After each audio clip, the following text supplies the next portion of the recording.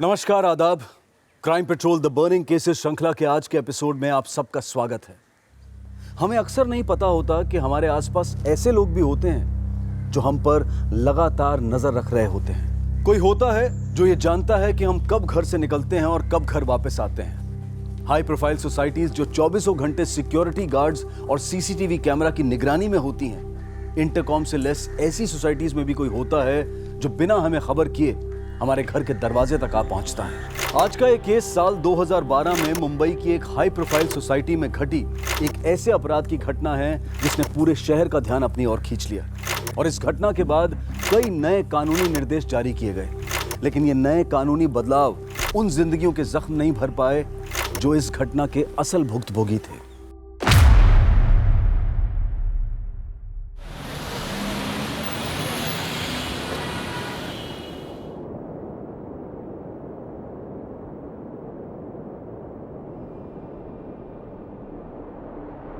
सांसें हम सबको मिलती हैं पापा।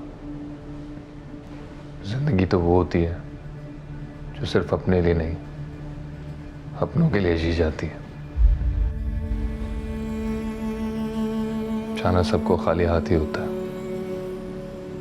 पर जो अपनों के लिए कुछ काम करके जाता है, संतुष्टि उसे ही मिलती है। अब ऐसी बातें क्यों कर रहे हो अभी? क्योंकि मैं भी किसी को कुछ नहीं दे पाया पापा, ना आपको, ना माँ को, ना पियाली को।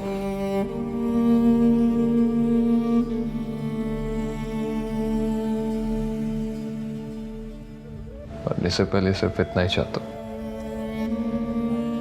कि प्याली को इंसाफ मिल जाए। मरने की बातें मत करो। You are going to live a long life. तो मैं उसी दिन गया था पापा, जिस दिन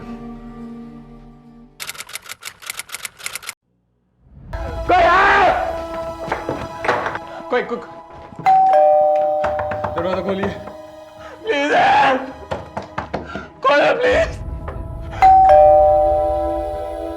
कोई है? कोई है?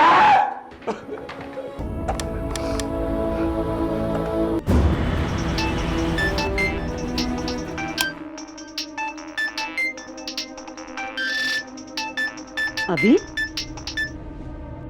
हेलो? पियाली। क्या? क्या हुआ पियाली को? हाँ? কি হয়েছে? माँ, पियाली का खून हो गया माँ। क्या? हर जगह खून ही खून है। मैं आया था तो दरवाजा खुला हुआ था और मेरी प्याली खून में सनी हुई थी माँ। पापा, मुझे अभी तक यकीन नहीं हो रहा है कि मैं प्याली को उस हाल में देखूंगा। आज भी मुझे अपने हाथ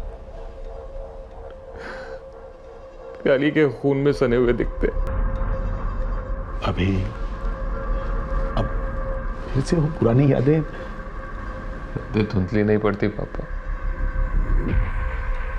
उसके साथ बिताया एक एक पल मुझे कचौड़ता है। और ये सच की प्याली की उस नियति का जिम्मेदार मैं हूं।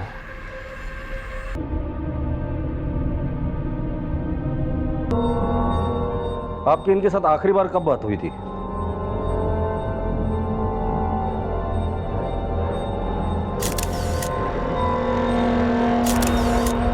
आपकी इनके साथ आखिरी बार कब बात हुई थी?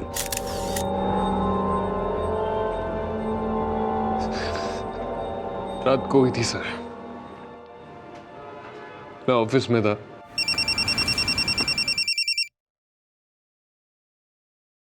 हेलो। सॉरी यार प्याली, वो काम के चक्कर में तुम्हें कॉल करने भूल गया मैं। कोई बात नहीं अभी, लेकिन तुम घर कब आ रहे हो बताओ? कुछ नहीं कह सकता, काम बहुत है यार। शायद सुबह ही मिले। सुबह? नहीं यार अभी प्लीज, तुम्हें पता ना मुझे तुम्हारे बिना नींद नहीं आती, फिर मुझे पूरी रात जागना पड़ेगा। एक काम करो ना तुम, हाँ टीवी ऑन करके सो जाओ। लो अब कैसे ऑन रखूं टीवी? लाइट ही चली गई। क्या?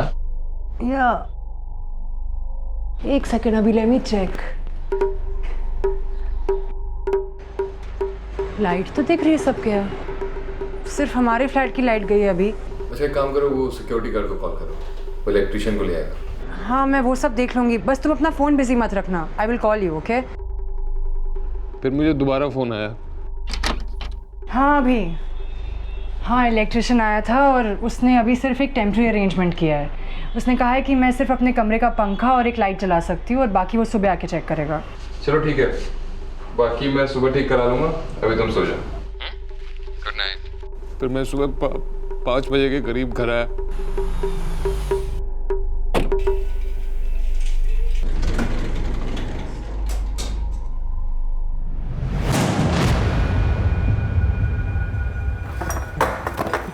प्याली, मैंने सर मदद के लिए फिर मैं बाहर गया, मैंने नेबर्स के सारे डोरबेल रिंग किए, दरवाजे खटखटाए, लेकिन किसी ने खोला नहीं सर। मैं दोबारा आया।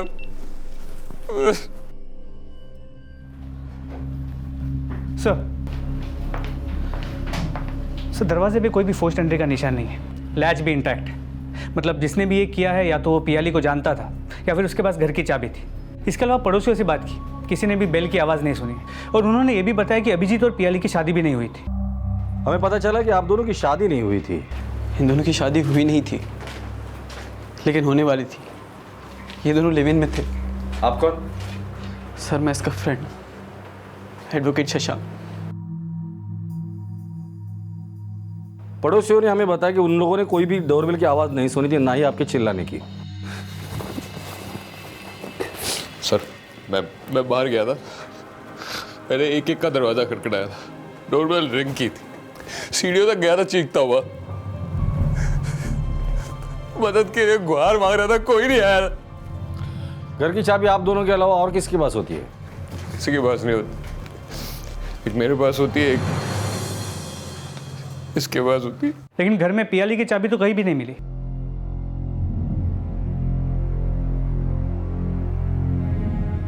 आपके डोरबेल पे और दरवाजे पर खून के निशान हैं। इसका मतलब अभिजीत सच कह रहा था कि उसने दरवाजा खटखटाया था।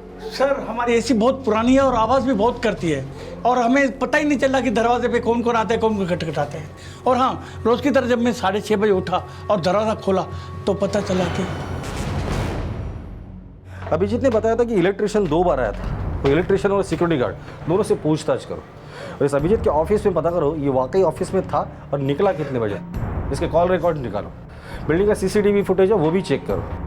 जनरली लिव इन में रहने वाले कपल्स के साथ ये प्रॉब्लम काफ़ी बार होती है। इस अभिजीत को पुलिस स्टेशन बुला लो। सर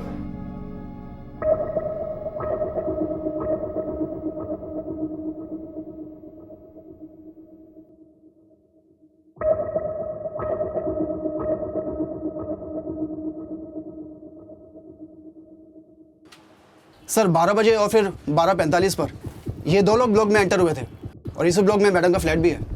एक ने तो सिक्योरिटी गार्ड के कपड़े पहने हैं, ये दूसरा कौन है?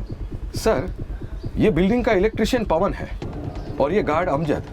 कल रात इन्हीं दोनों की ड्यूटी थी यहाँ पर। अभिजीत ने बताया था कि कल रात उसके फ्लैट में 2 बार लाइट गई थी। मतलब पियाली को आखिरी बार इन दोनों ने ही देखा है। कहाँ रहते हैं ये दोनों? ये इलेक्ट्रिशियन तो यहीं बाजू में रहता है और गार्ड थोड़ी दूरी पर रहता है। मैं इसी को फोन लगाने की कोशिश कर रहा हूँ लेकिन उसका फोन स्विच ऑफ आ रहा है। कल रात की सोसाइटी की सभी सीसीटीवी कैमरास के फुटेजेस को चेक करो और ये इलेक्ट्रिशियन और ये गार्ड, इन दोनों से मुझे मिलना है। सर वैसे तो मैं 10-11 बजे तक आ जाता हूँ, पर कल ऑफिस में बहुत काम था तो आते आते सुबह के 5 बज गए सर। देखिए ना, बराबर कल ही आपको ऑफिस में लेट हुआ, कल ही आपके घर की लाइट गई और कल ही पियाली जी का मर्डर हुआ। बड़ा अजीब इत्तेफाक है नहीं? कल रात तुम अभिजीत के घर 2 बार गए थे, फिर भी उसके घर की लाइट ठीक नहीं हुई, क्यों? साहब कल मेन लाइन में कोई प्रॉब्लम था और 2 बार लाइट भी गया था साहब। जब दूसरी बार लाइट गया था तो मैंने मैडम को पंखा चालू करके दिया था। मैडम आपका मीटर बार बार ट्रिप कर रहे हैं। अब एक काम कीजिएगा, अपने घर के हाई वोल्टेज ऑन मत करिए। ज़्यादा प्रॉब्लम है तो बस एक काम कीजिएगा, अपने बेडरूम का पंखा या बल्ब ये रात को ऑन कर सकते हैं बस। मैंने मैडम को कहा था मैं सुबह के कनेक्शन ठीक करेगा, फिर मैं वहाँ से चला गया। उसके बाद क्या हुआ मुझे कुछ नहीं पता, सच्ची बोलता साहब। मेरी गलती है सर। जब प्याली का फोन आया था कि घर में लाइट नहीं है तो मुझे कहना चाहिए था कि घर पे किसी फ्रेंड को बुला ले या उसके घर चली जाए। मैंने नहीं कहा। पता नहीं क्या क्या गुजरी होगी सर उस क्या क्या सा होगा यही जानने के लिए तो तुम्हें यहां बुलाया है।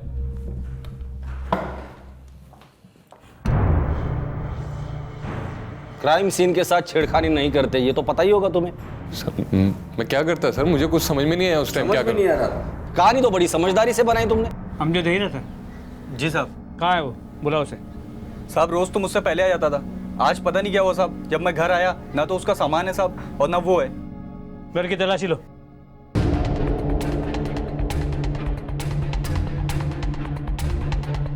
हाँ सर, ये नाइट ड्यूटी वाला गार्ड अमजद अपने घर से सामान लेके भाग गया है। एक काम करो, जिस सिक्योरिटी एजेंसी ने उसे रिक्रूट किया था ना, वहां जाके उसके डिटेल निकालो और उसका मोबाइल ट्रैकिंग पे डाल दो। जी सर। सर मैंने अभिजीत के बारे में उसके दोस्तों और पड़ोसी से पता किया है। अभिजीत और प्याली में काफी प्यार था और वो जल्दी शादी करने वाले थे। अंगेज थे दोनों। प्यार को नफरत में बदलने देर नहीं लगती, हम लोग तो कई केसेस में देखा है। और शिंदे, ये मत भूलो कि अभिजीत एक कानून के सारे पैतरे जानता है। वो सिक्योरिटी गार्ड भी गायब है, तो हो सकता है कि अभिजीत ने उस सिक्योरिटी गार्ड के साथ मिलकर ये काम किया हो। इस अभिजीत के कॉल रिकॉर्ड्स निकालो, पता करो अमजद के साथ इसका कॉन्वर्सेशन हुआ है या नहीं। और ये अभिजीत, कल की उसकी सारी डिटेल इंफॉर्मेशन मुझे चाहिए। Sir Srinagar Jammu and Kashmir. और आगे? मेरे पास इतना ही है सर। श्रीनगर जम्मू एंड कश्मीर? सिर्फ श्रीनगर जम्मू एंड कश्मीर किसी का एड्रेस कैसे हो सकता है? तुम्हारी एजेंसी का तो लाइसेंस रद्द कर देना चाहिए। एक गार्ड को बिना किसी डॉक्यूमेंट, बिना किसी आइडेंटिटी प्रूफ तुम दूसरों की सिक्योरिटी के लिए कैसे भेज सकते हो? 8-10 दिन लॉकअप में रहोगे ना, तब पता चलेगा। सॉरी सर, मेरे पास उसका एक फोटो है सर। दीजिए। ये अमजद है? जी सर।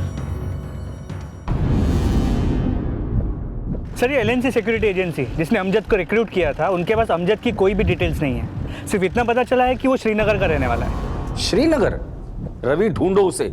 अगर वो शहर छोड़ के चला गया तो ढूंढना मुश्किल हो जाएगा। हर रेलवे स्टेशन और हर बस स्टॉप पर उसकी फोटो सर्कुलेट करो और श्रीनगर जाने वाली जितनी भी ट्रेन है उनकी टाइमिंग्स पता करो। Okay sir.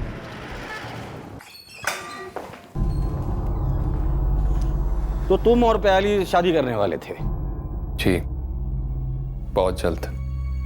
इनफैक्ट शॉपिंग की लिस्ट भी बना ली थी, कार्ड भी छपने वाले थे। तो इन सब के बीच ये अमजद कहां से आया? अमजद? याद नहीं आ रहा है ना तुझे? तेरे बिल्डिंग का सिक्योरिटी गार्ड अमजद। क्या सिक्योरिटी गार्ड? हाँ सर, वो प्याली अक्सर बताती थी कि कोई सिक्योरिटी गार्ड उसे घूरता रहता है। पोस्टमार्टम रिपोर्ट के हिसाब से उसके साथ सेक्सुअल असॉल्ट नहीं हुआ है, सिर्फ फिजिकल असॉल्ट हुआ है। तूने सुपारी दी थी ना उसे? सर मैंने अभिजीत के ऑफिस से पता किया। वो सुबह 5 बजे ऑफिस से निकला और एक फ्रेंड को घर पे ड्रॉप किया, फिर घर पहुंचा।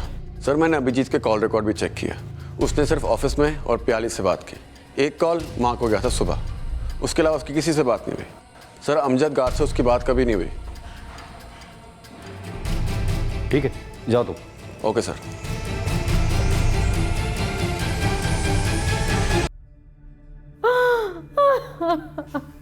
संभालिए संभालिए बहन जी, अपने आप को संभालिए।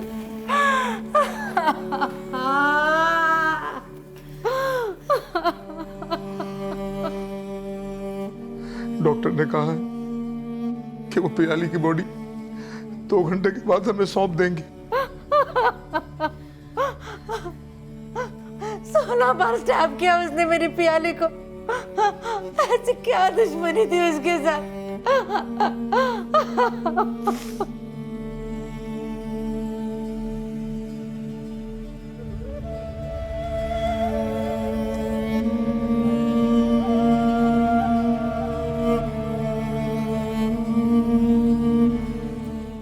सिक्योरिटी गार्ड अमजद के गायब होने की सूचना के बाद पुलिस ने चारों तरफ छानबीन शुरू कर दी।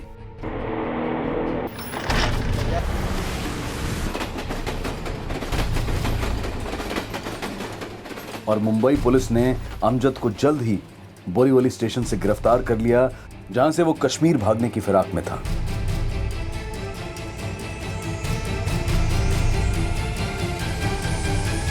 पियाली को तूने ही मारा था ना? गाली दिया उसने मुझे। तभी से मेरे को गुस्सा हो गया।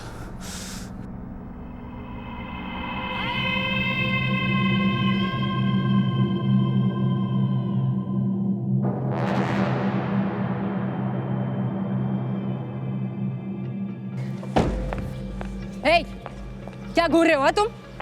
क्या हुआ मैम? मैं तो अपनी ड्यूटी कर रहा हूँ, कहाँ घूरा आपको?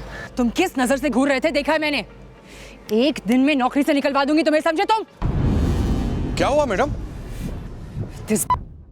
He was staring at me. Ma'am गाली मत दो। Shut up! ये पहली बार नहीं हो रहा है, ऐसे 3-4 बार पहले भी हो चुका है, मैं मार्क कर चुकी हूँ। आज के बाद तुमने दोबारा ऐसी गलती की ना तो पुलिस में मैं रिपोर्ट करवा दूंगी, समझे तुम? देखो अमजद, पहले भी तुम्हारी 2-4 कंप्लेन आ चुकी है, इसे आखिरी वार्निंग समझो, वरना तुम्हारी कंपनी में ऐसा स्ट्रॉन्ग लेटर लिखूंगा कि पूरे मुंबई में कहीं गार्ड की नौकरी नहीं कर पाओगे, समझे? उसी दिन से जनाब मैंने तय कर लिया था कि साली को छोड़ूंगा नहीं। 15 दिन पहले मैंने एक चाकू खरीदा था और सोचा इससे चाकू से दिखा कि उसको करूंगा। नसीब ने भी साथ दिया और फोन आया कि उसका फ्लैट में लाइट नहीं है। हेलो। हाँ, मैं बिल्डिंग नंबर 7 फ्लैट नंबर 703 से बोल रही हूँ। हमारे घर की लाइट चली गई है। ठीक है मैम, अब इलेक्ट्रिशियन को भिजवाता हूँ। जल्दी।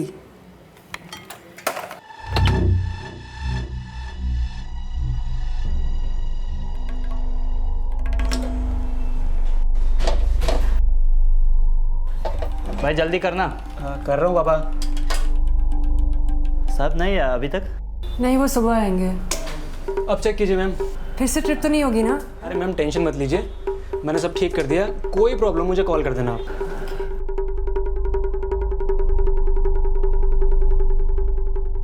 तब मैंने सोचा कि आज हाथ में आया हुआ मौका जाने नहीं दूंगा।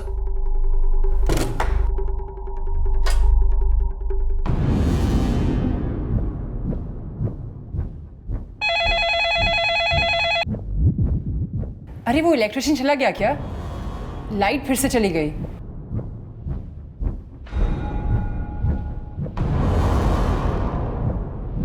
मैडम मैंने पूरा मीटर चेक कर लिया है, मुझे नहीं लगता यहाँ कोई फॉल्ट है।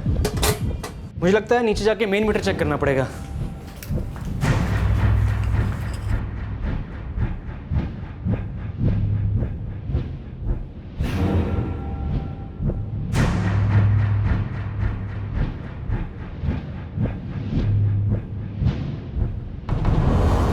आपका मीटर बार बार ट्रिप कर रहा है। अब एक काम कीजिएगा, अपने घर के हाई वोल्टेज ऑन मत करिए। ज़्यादा प्रॉब्लम है तो बस एक काम कीजिएगा, अपने बेडरूम का पंखा या बल्ब ये रात को ऑन कर सकते हैं। बस मॉर्निंग में आऊँगा और सब ठीक कर जाऊँगा, आप टेंशन मत लीजिए।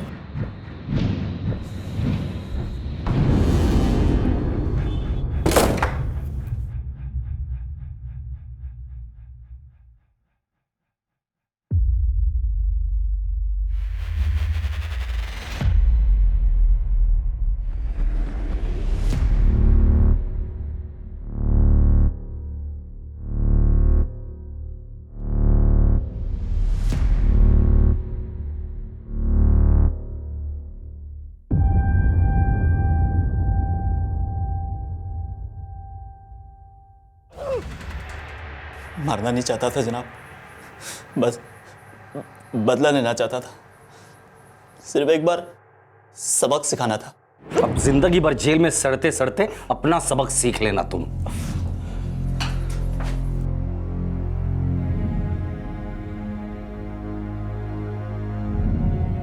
अमजद के कन्फेशन के बाद पुलिस ने उससे प्याली के फ्लैट की चाबी और उस मर्डर वेपन को भी बरामद कर लिया जो उसने उसी बिल्डिंग के 3rd फ्लोर पर छिपा दिया था जिसमें प्याली रहा करती थी।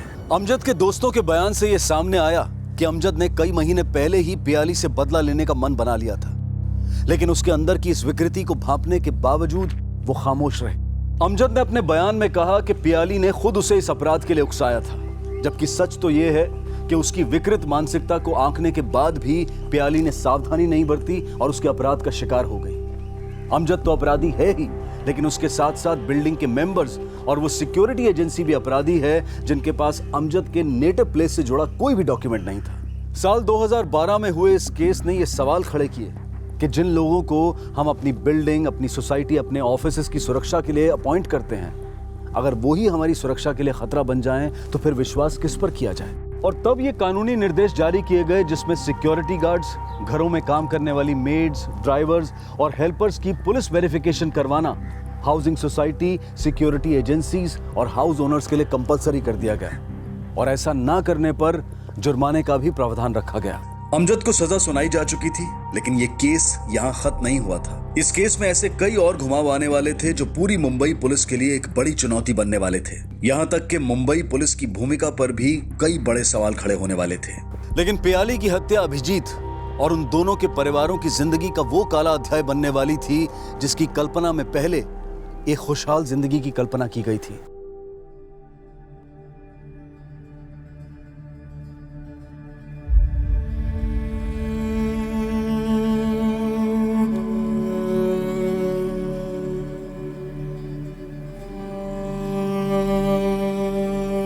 अभिजीत को अकेला नहीं छोड़ना चाहिए। मैं तो कहता हूँ भाई साहब, आप उसे अपने साथ जमशेदपुर ले जाइए। हमें बोले छी, लेकिन वो हमारी बात माने नहीं रहा है। मैं अभी को ऐसे अकेला नहीं छोड़ सकती, मुझे रहना होगा उसके साथ। पर घर जाते तो ना बच्चों की बहुत याद आएगी।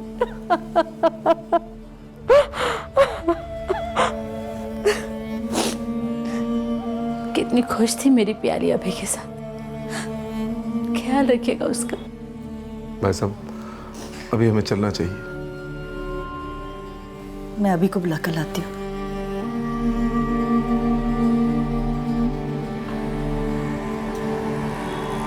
अभी पियाली के माँ बाबा जा रहे हैं, चलो उनसे मिल लो। अभी अभी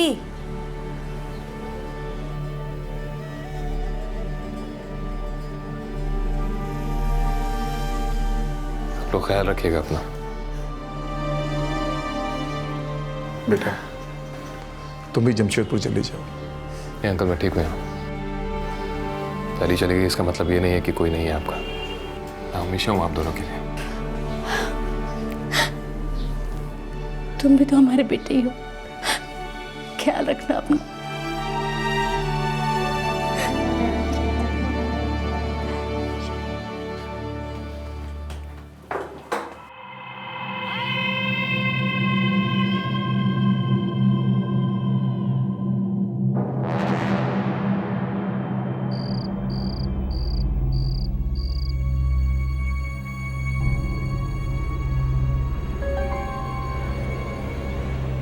अभी अभी क्या हुआ?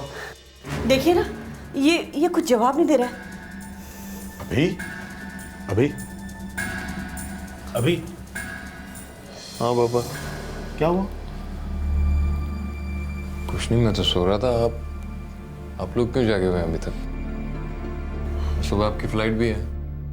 हाँ, आप सो जाइए। आप दोनों भी जाकर सो जाइए, मैं ठीक हूँ। ठीक है बेटा, सो जा।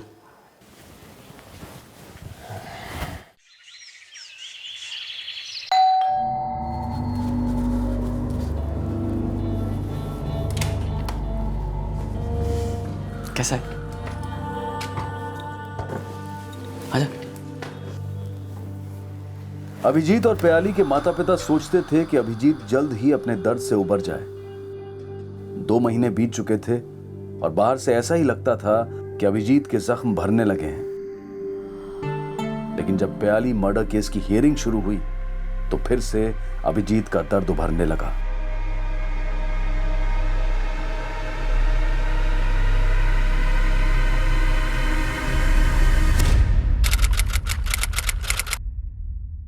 बयान देने के बहाने ही सही, फूट फूट के रोया तो। पियाली के जाने के बाद अपने आप को कभी एक्सप्रेस ही नहीं कर पाया था। अम्मी देखिए आशी, कहीं जाग तो नहीं गया?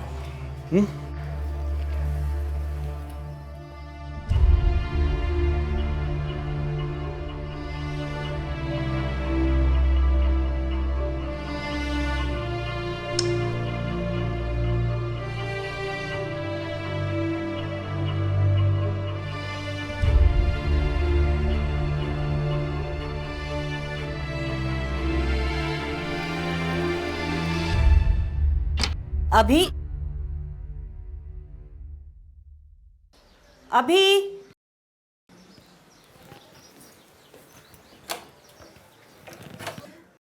अभी अभी अभी अभी क्या हुआ मुनमुन? अभी अभी है नीचे। हाँ नहीं, यहाँ तो नहीं दिखा। क्या हुआ? वो अपने कमरे में भी नहीं है। आंटी आप परेशान मत होइए, मैं कॉल करके देखता हूँ वो कहाँ है।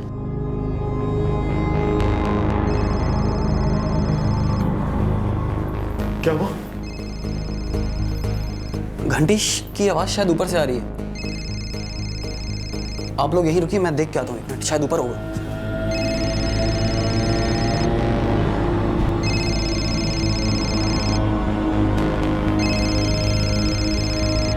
उसका फोन तो यही है। फोन यही है मतलब? आंटी आप यहीं पे रहिए, हम और अंकल देख के आते हैं, आप परेशान मत होइए। हाँ तो तुम ये घर पे ही रहना। हाँ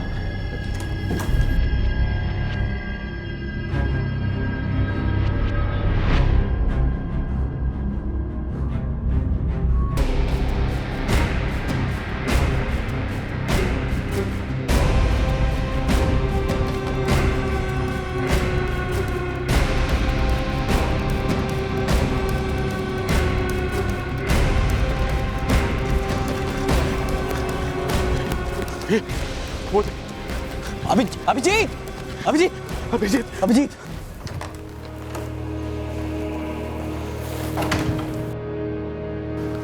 हमने कुछ टेस्ट परफॉर्म किए हैं, ब्रेन में कुछ लेजेंस है, उसके बाद कुछ और टेस्ट करने होंगे।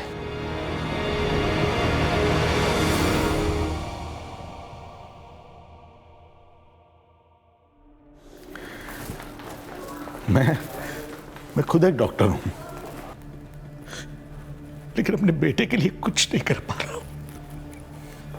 बस सिर्फ देखता रहता हूं उसे डूबते हुए अपने गम में। ठीक हो जाएगा भाई साहब, अपने आप को संभालिए। I am feeling so helpless.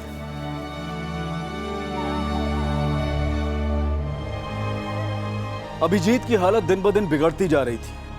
एक बीमारी से दूसरी बीमारी उसका जिस्म और दिमाग एक साथ कई पीड़ाओं से घिरता जा रहा था और उसके माता पिता की फिक्र नाउमीदी से घिरती जा रही थी।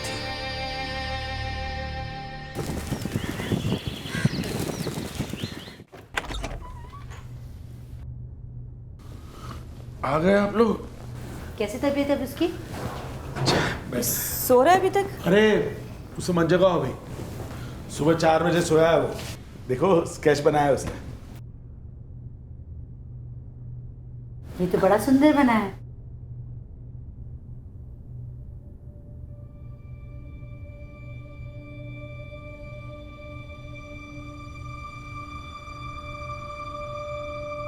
अभी डॉक्टर को बुला। मैं बुलाता हूँ। अभी अभी आइए देखिए।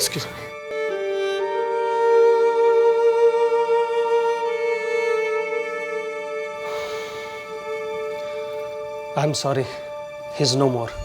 इनकी मौत तो 4-5 घंटे पहले ही हो चुकी है। उठो बेटा। प्याली के लिए न्याय की राह देखता अभिजीत कोर्ट के फैसले से पहले ही प्याली के पास चला गया। आखिरकार 2014 में सेशन कोर्ट ने अमजद को प्याली की हत्या का दोषी मानते हुए उसे उम्र कैद की सजा सुनाई। लेकिन प्याली के माता पिता इस फैसले से खुश नहीं थे, क्योंकि वो चाहते थे कि अमजद को सजाए मौत मिले। उस अमजद ने सिर्फ पियाली को नहीं मारा,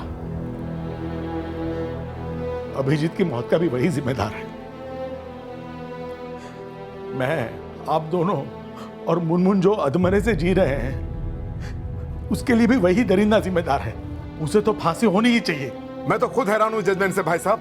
और वो ये कैसे कह सकती है कि जिसकी बेटी को 16 बार चाकुओं से मारा गया हो, रेता गया हो, वो वहशी दरिंदा, उसको फांसी नहीं मिलनी चाहिए। और वो ये कैसे कह सकती है कि ये केस रेयरेस्ट ऑफ रेयर नहीं है। और वो जज बोलती है कि पियाली की पहनावे ने उस वैश्य को उकसाया उसका करने के लिए। This is ridiculous. प्रोसिक्यूशन ने जल्द ही हाईकोर्ट में अपील की और कोर्ट से मांग की कि अमजद को सजाए मौत दी जाए। लेकिन मार्च 2016 में ही उनकी उम्मीद खत्म हो गई जब अमजद को पुणे की जेल से पैरोल मिल गई। और अमजद इतना शातिर अपराधी था कि वो पैरोल जंप करके गायब होने वाला था। कश्मीर? सर आप जानते हैं कि कश्मीर के हालात कैसे हैं? उसको वहां से पकड़ के लाना कितना मुश्किल है। आपको क्या लगता है वहां की गवर्नमेंट उसे ढूंढने में आपकी मदद करेगी? हम पर भरोसा रखिए, वो आदमी ज्यादा दिन आजाद नहीं रहेगा। I promise you.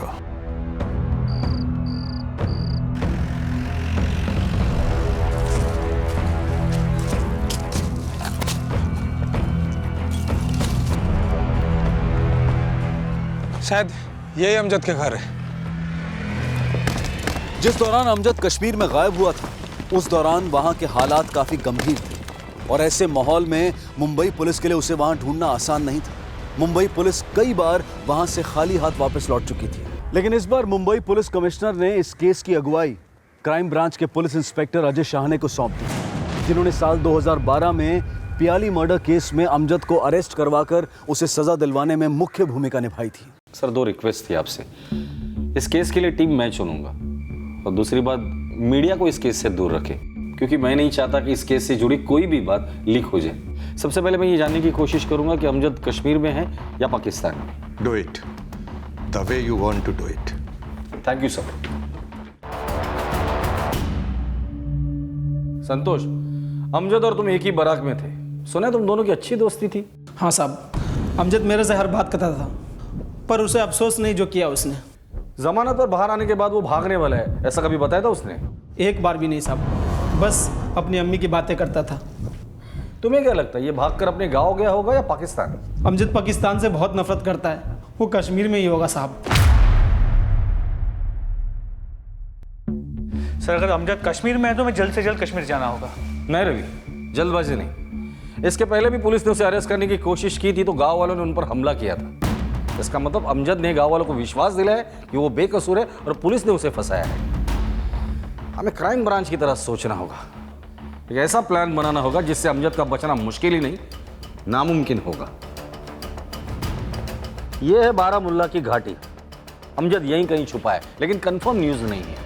हम लोग लोकल पुलिस की मदद नहीं ले सकते क्योंकि हो सकता है कि उनमें से कोई अमजद को खबर कर दे। हम लोग पुलिस वाले बनकर भी उसके गांव में नहीं जा सकते क्योंकि पुलिस वाले पर एक बार हमला हो चुका है। तो हमारे पास जो कुछ भी इंफॉर्मेशन है वो सिर्फ इतनी इंफॉर्मेशन है। आउटसाइडर बनकर इससे ज़्यादा इंफॉर्मेशन हमें नहीं मिल सकती। तो फिर करें क्या?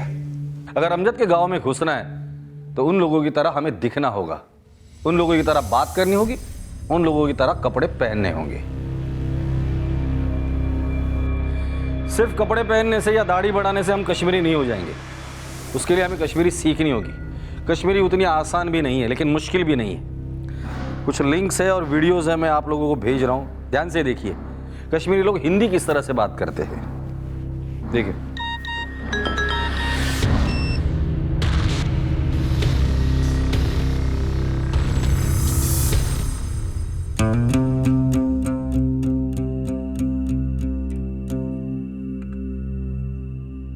कशीर मोकले बहन प्रत जाऊचू भोज ही भोज। अब कौन कहेगा इसे जन्नत पर की फिरदौस। हम कश्मीरियों का तो जीना मुश्किल हो गया है। बाकी चाय चमू यह पे शीना वीना कहें खबर ये क्या दलील आ गई। शीन ब्रो काल पे गुतूर, आज पे सिर्फ गुलमर्ग शीन। ब्रो काल अति शीन वीन पे शेशर गो गुलमर्ग चकरस ये गई जवरिया पेंस। वालेकुम अस्सलाम। वालेकुम अस्सलाम। अच्छा बकायत मन खुश सो मकला तो शुक्रिया बे गुलमर्ग करो तिल चक्रास अहन तयो शीन यहाँ मकल सोरे ये वक्त। Okay sir, thank you sir, thank you. Good news है, कमिश्नर साहब के पहचान वाला एक रिटायर्ड कांस्टेबल है निसार खान, 20 साल जम्मू पुलिस में था। वो हमारी मदद करेगा। हमारे लिए वहां वो खबरियों का नेटवर्क खड़ा करने वाला है।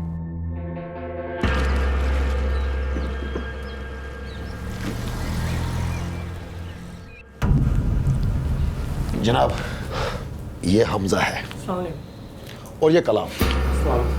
जनाब, ये हमजा जो है ना, ये टूरिस्ट गाइड का काम करता था, लेकिन अभी हालात बुरे हैं इसलिए इसके पास कोई काम नहीं है। लेकिन उधर की सब खबर रखता है, ये रोज कहाँ आना जाना है इसका। और ये कलाम उधर से सस्ते में कपड़े लाता है और इधर बेचता है। शुक्रिया खान साहब। जनाब फिक्र मत कीजिए, हम दो की चार आंखें हैं और हमारे साथ हमारे कई दोस्त भी हैं, सबके सब भरोसेमंद। गुड। जैसे ही खबरों का नेटवर्क खड़ा हो जाएगा हमारा काम शुरू हो जाएगा। अमजद मियाँ, जल्दी मिलते हैं तुझे तेरे शहर में। यह साफ था कि अमजद कश्मीर में ही था और मुंबई क्राइम ब्रांच की टीम उसे पकड़ने के इस मिशन को एक नाटकीय अंजाम देने की स्ट्रैटेजी बना चुकी थी। लेकिन अभी तक उन्हें अमजद से जुड़ी कोई भी इंफॉर्मेशन नहीं मिल पा रही थी, क्योंकि अब अमजद भी अपना हुलिया बदल चुका था।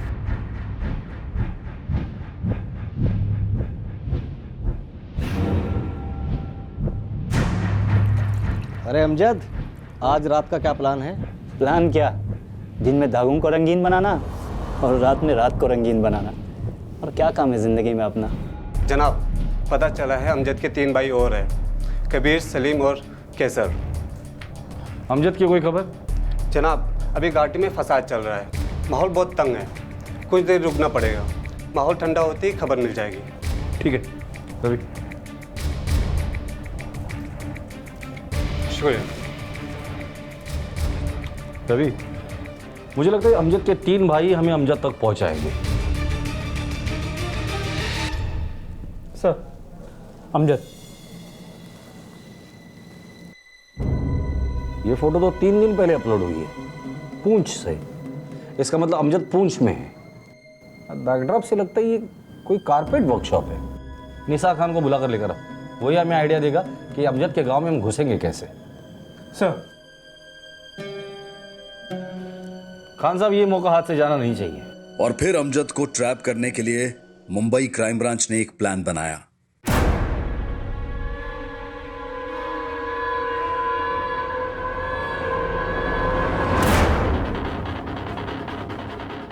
दिल्ली में एक कंपनी है कपड़ों का, उनको कश्मीरी कारपेट बनाने का बहुत बड़ा कॉन्ट्रैक्ट मिला है।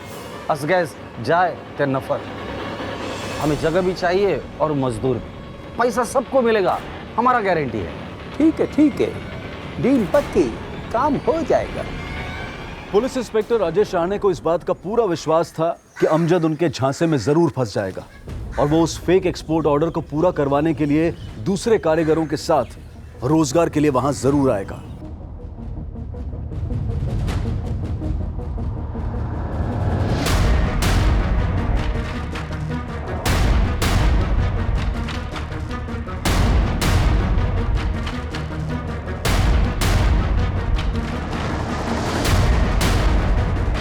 ये दस्तावेज अमजद की पहचान पुख्ता कर रहे थे और अब उसके झूठ की हर गुंजाइश खत्म की जा रही थी।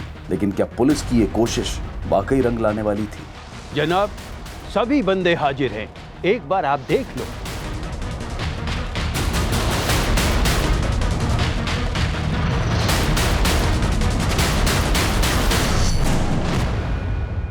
बाजा में बाहर ले जाना।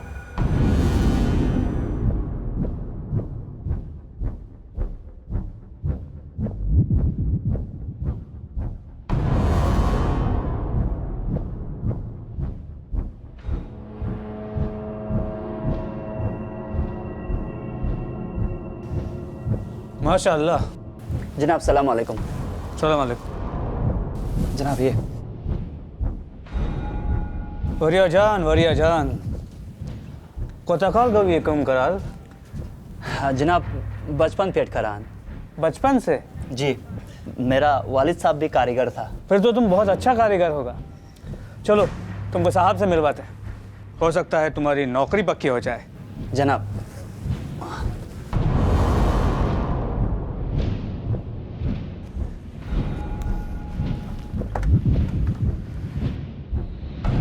कारीगर हाजिर है जनाब।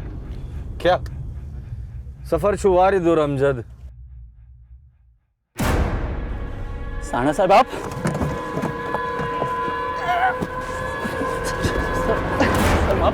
माफ कर दीजिए सर। गुड न्यूज है सर, मिशन कामयाब रहा। अमजद को पकड़ लिया है हमने। नेक्स्ट फ्लाइट से मुंबई आ रहे हैं। हवाई जहाज से सफर किया है कभी? उड़ने का बहुत शौक है ना तुझे? चल तेरा ये शौक भी पूरा कर देते हैं हम।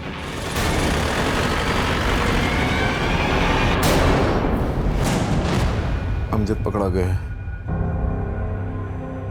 भाई साहब, मैंने कहा था ना, हमारे बच्चे को इंसाफ जरूर मिलेगा। अमजद को पुलिस ने गिरफ्तार कर लिया है।